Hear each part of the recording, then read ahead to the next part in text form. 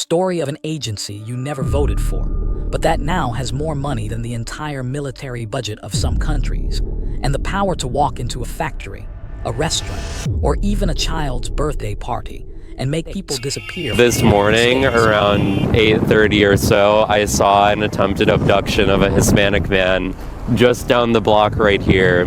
An agency born out of the fear after 9/11. In an apparent terrorist attack on our country. Rebuilt and hardened during Trump's first term, and now supercharged with billions of dollars to attempt something America has never actually done before.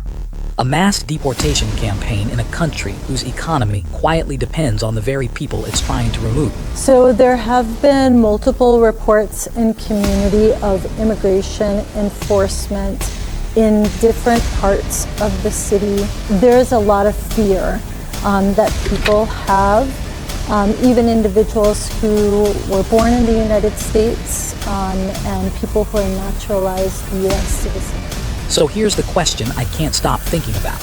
What actually happens when you try to deport the workers that keep your country running? If you look at the numbers, it starts with a simple line on a chart. This line shows the budget of Immigration and Customs Enforcement, or ICE. It hovers around $10 billion a year. ICE is essentially America's interior immigration police. Customs and Border Protection deals with the border itself. ICE focuses on everything inside: homes, workplaces, neighborhoods.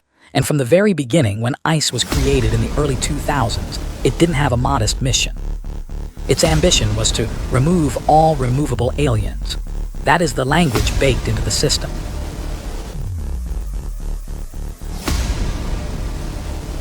When Donald Trump took office the first time, that line on another chart tells a different story. ICE arrests. Almost immediately, the arrests spike. Raids become more frequent and more visible. Hundreds of workers pulled out of meatpacking plants in a single day. People rounded up at convenience stores. I was just scared, crying. Families separated in living rooms and parking lots.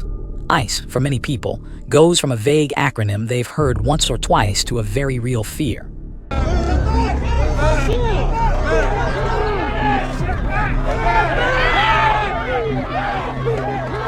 United States Immigration and Customs Enforcement, ICE, is now equivalent to some of the largest military forces in the world.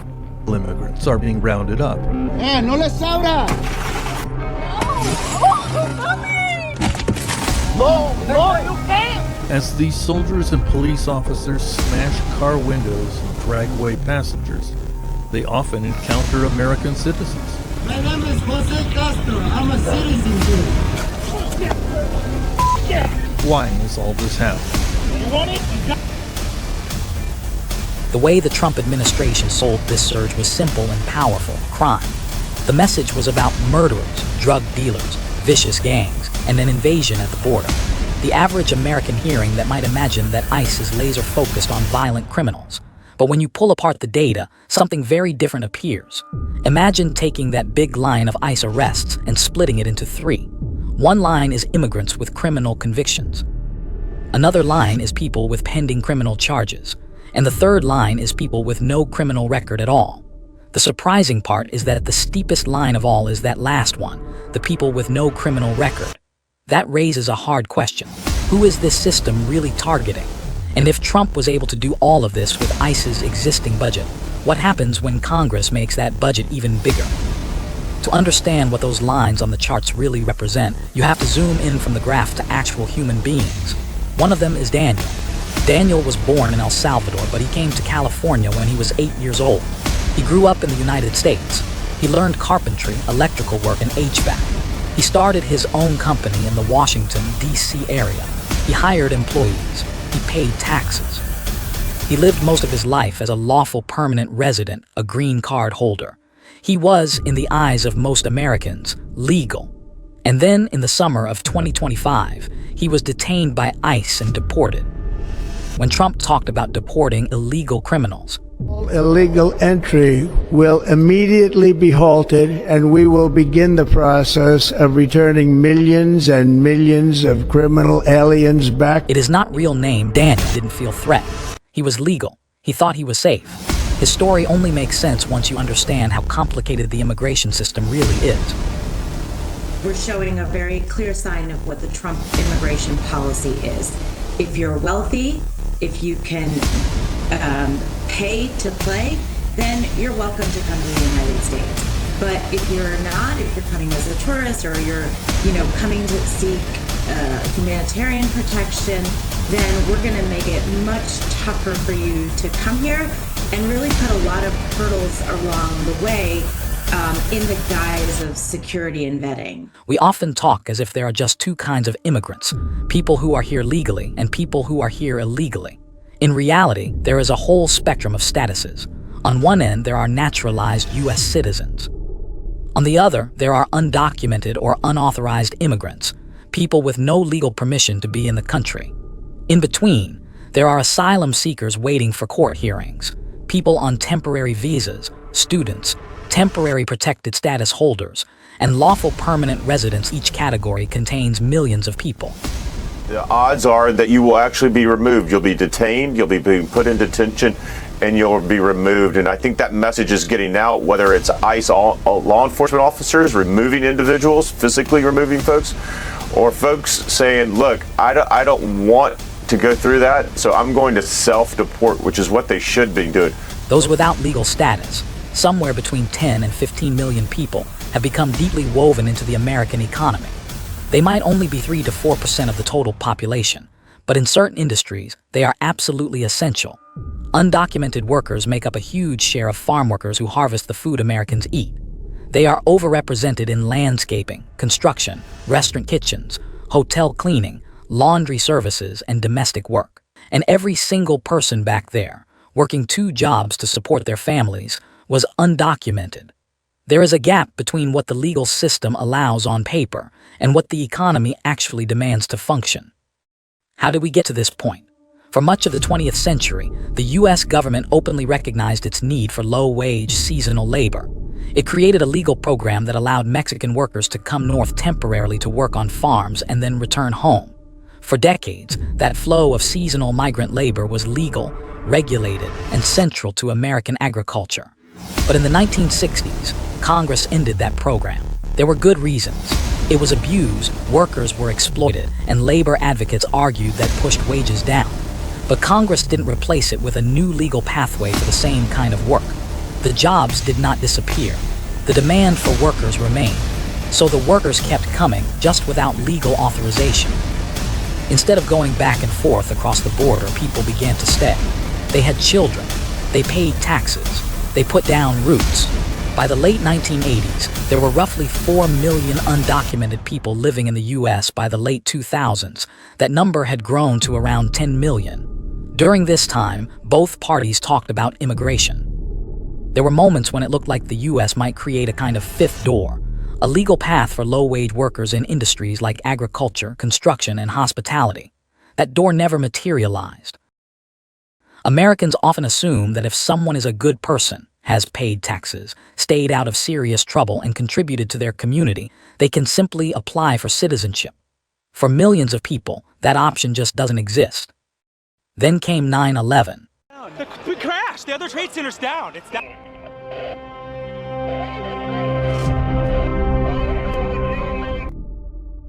The attackers had been in the United States legally.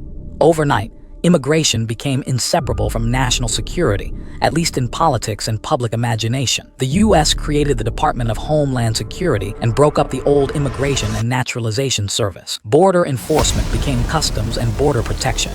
Interior enforcement became Immigration and Customs Enforcement, ICE. Along with ICE came a massive expansion of immigration detention centers, facilities that are supposed to function more like jails than prisons, because, in theory, many of the people held there are simply waiting for their day in court. The U.S. Constitution says that every person on American soil is entitled to due process, not just citizens. That means hearings, lawyers, judges. So instead of simply loading people onto planes, the system added immigration courts and detention centers where people would supposedly wait for their cases to be decided. In practice, these detention centers are often filthy, overcrowded, and psychologically crushing. They are technically civil, not criminal, but they feel like punishment. When Barack Obama took office, he tried to straddle two identities, a president of immigrants and a president of laws. He spoke about America as a nation of immigrants and pushed for reform, but at the same time, he oversaw record numbers of deportations, especially near the border. He talked about focusing on felons, not families, criminals, not children. At the height of his presidency, around 400,000 people were deported in a single year. The primary source of ICE arrests, though, wasn't dramatic workplace raids. It was a quieter pipeline. People who had been picked up by local or state police for something else. For years, ICE relied on local police to help. Someone might be arrested for a traffic violation or a minor crime. If that person lacked legal status, the local jail would notify ICE, hold the person, and ICE would pick them up. Over time, some cities and states started to push back. They argued that their job was to enforce local criminal law, not federal immigration law. They refused to hold people longer just so ICE could come get them. These places became known as sanctuary cities. Contrary to popular myths, sanctuary cities don't actually ban ICE from operating. They just refuse to act as an extension of ICE. While Obama was trying to balance enforcement and reform, a new, harsher narrative about immigration was building. Donald Trump leaned into that narrative, framing immigrants as threats, and many Americans responded. He campaigned on a promise to deport millions. When he took office, one of the first changes was in priorities. Instead of focusing primarily on people with serious criminal records or those already in custody, ICE officers were given permission to arrest virtually anyone they encountered who didn't have papers. This is sometimes called collateral enforcement. You show up looking for one person, but arrest others you find along the way. At the same time, many of Trump's most aggressive immigration policies kept getting blocked in the courts. The so-called Muslim ban was challenged. Attempts to punish sanctuary cities by cutting their funding were struck down. Moves to end protections for people who came as children under DACA were halted. In his first term, Trump's sweeping vision of an immigration crackdown was limited by law. But the people behind those policies, including advisors like Stephen Miller, were watching and learning. In Trump's second term, they came back with an updated playbook, legally sharper, more prepared for court challenges, and much more aggressive. On day one, Trump declared a national emergency at the border, sent the military to support enforcement, froze refugee admissions, and sharply narrowed access to asylum. He revived old statutes to deport suspected gang members, reduced temporary protections for hundreds of thousands of people, and expanded fast-track removal procedures that allow people to be deported with little or no hearing. But maybe the most consequential change wasn't a law the public saw on the news. It was a quota. Stephen Miller and others pushed ICE to hit a target of about 3,000 arrests per day. To understand how extreme that is, compare it to New York City. The NYPD, one of the largest police departments in the world, makes around 700 arrests a day with about 36,000 officers. ICE has roughly 6,000 officers dedicated to enforcement, and they're expected to hit 3,000 arrests every day. Under that kind of pressure, you don't just go after the worst criminals you can find. You grab whoever you can justify arresting. That is the environment in which he was detained. Technically, criminal record. As a teenager, he'd been caught with a small joint of marijuana in a vehicle. It was minor and decades old. He had lived in the U.S. since childhood, built a business, and had an American citizen wife. On paper, he had a strong case to stay. In practice, he was taken to a detention center run by a private company, where conditions were so bad they broke him down. He described spoiled milk, moldy bread, filthy showers, sleeping on the floor, losing 35 pounds in less than 2 months. He remembers officers telling detainees that they had no rights. Legally, that wasn't true, but practically the message was clear. The lawyer told him that if he wanted to fight his case, it could take months, maybe more than a year, of waiting inside those conditions. The U.S. government doesn't have to abolish due process in order to weaken it. If life inside detention is bad enough, people will abandon their rights voluntarily. That's what David did.